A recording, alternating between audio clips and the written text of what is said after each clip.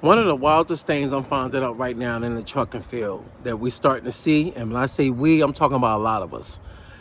A lot of us are starting to see the fluctuation of productivity that's happening right now in the trucking field. And when I say that, I'm talking from the perspective of why are we not seeing the output that we used to see? Like more money, more products going out, more shipments that we're making money off of. And what's wild is we don't really know the answer. I thought the answer at one time was the tariffs. But let's be real. Anytime I get a phone call and it's told to me early in the morning, like if I report to work early, just think about this. And you get a phone call from your boss, and when you get that phone call, they say, don't report to work. First thing you think of, damn, I'm fired? Right away, they like, no.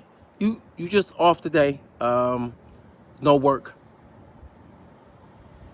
Damn, first time for that. But then I had to reevaluate my thinking. I forgot that we already was going through this. It's just that it's the first time with me with high seniority that I'm feeling it. Because now I'm the one that's being told stay home. Not only that, when you make a certain money as a driver, and I'm talking to all drivers, you're accustomed to operating a certain way. Now, this is the problem. When you used to operate in a certain way, you normally know that you bring home, you take home, how much money that you're putting out. You understand what your checks are going to look like. Well, let's just talk about when you're thinking about a local driver. We're hourly, make good money, but if you're not getting the hours, you feel like you at a loss. Now, not only you feel like a loss, you feel like, damn, I was prepared to get a check for this much because you're used to it. When you're used to something, you normally know what you're normally going to get. Now, when you're being told to stay home or work is slow, you're not even hitting 40 hours. When you used to get 52 hours, 50 hours, a lot of us is in the same playing field. Well, the problem tends to happen is when you're starting to see more and more of this, you're starting to understand that the economy is real right now.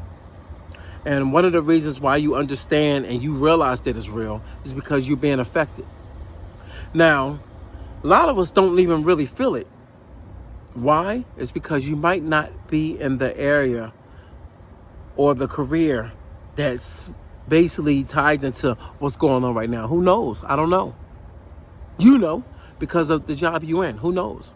You might be the owner of something and you don't feel it. I don't know. In my mind, I'm thinking a lot of people feeling it. But I can't speak for everybody. I can speak for drivers. I can speak for the everyday people. I can speak for the people that have to go into the office, that have to do the books. And I know that a lot of people right now are feeling like they don't know which direction we're going to go in. So when I talk about this, I'm going to just speak about the local and over the road. Now, when it comes to local, we understand that we make hourly. We know what we're looking forward to. But I think the biggest playing field is we know that when we clock into work, we're getting paid. Now, this is where the biggest problem happens. Local gets it done. But to make the world go around and to make everything run right out here, it's the over the road. I'm sorry. I understand that they might not make the hourly pay, but they make good wage when they move in product. But over the road is what dictates the atmosphere. When you see over the road not making the money that they need to make, you see it trundle down to the local. Reason why is because over the road are the ones that get the freight to us in order to take it to the customers. Now, this is where some people might not understand why over the road is so important. If you do understand, then you understand. But I want people to understand how valuable they are. If they go down, the economy really going to take a nosedive, and which it is right now. Over the road, I am seeing now being lowballed in so many different ways. The brokers, for one, we're going to start with the brokers. Brokers done became very greedy. Why? I understand they need to make their percentage.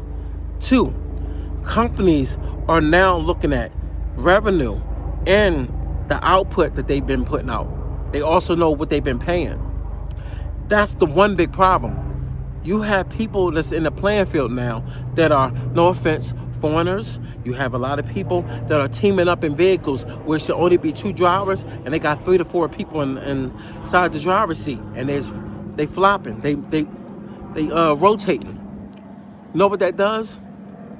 That one man that's driving cannot do the driving of 4 people or 3 people.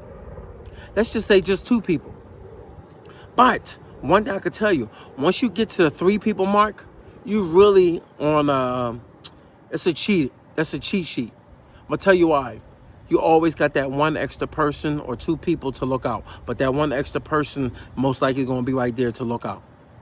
Which means they can play the position of I'm driving, you driving. You can sit back, relax a little bit. You seem like you just don't feel like driving today, which means you don't know what kind of logs they have. I know their logs are really off, but who's there to tell you that they're off? No one. That's probably why you're starting to see a lot of things happen today that's making them kind of reevaluate the way things are operating today when it comes to these truck drivers that are not supposed to have a CDLs. And the problem with that is when you're not supposed to have a CDLs, you tend to drive and not understand the meaning of certain signs. You tend to not understand, like in Florida, not to make a U-turn in the middle of a highway, not an intersection, a highway. If you don't understand what a highway and an intersection is if you're in a street that has traffic and you make a U-turn, whereas though people not traveling so much of a high rate of speed, whereas though they can swerve around you or stop or even cuss you out. But when you're on the highway, likelihood is if you're too close, you're not going to be able to dodge that bullet. And a family was taken out of here off of that. So when you look at that, they found out later on that this person didn't even understand the pure examples and signs of English, just the signs. And along with the person that was in the passenger seat. Goes to let you know right then and there that something is backwards, something is off. So when we look at situations like that, we'll also start realizing that certain things has to be changed out here. And when they're changed, it's going to really be detrimental to the livelihood of other people that's making money out here, because then you'll be able to make money and understand that, all right, now we're really working hard for our money. But in order to work hard for your money, you still have to be given a fair, reasonable wage in order to be able to be profitable out here. No one could be really profitable out here and think they're going to make money if they're being lowball.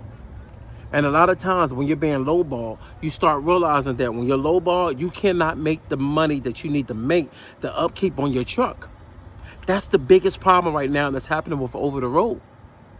So when you look at over the road, you see how much money that they're making, and you look at how much money that they're losing. You're not going to understand that a person that's making $250,000 is a lot. You think it's a lot. But the problem is you don't even understand how much it costs to upkeep a truck. When it comes to upkeep of a truck, it's detrimental. So take that into mind. Be safe.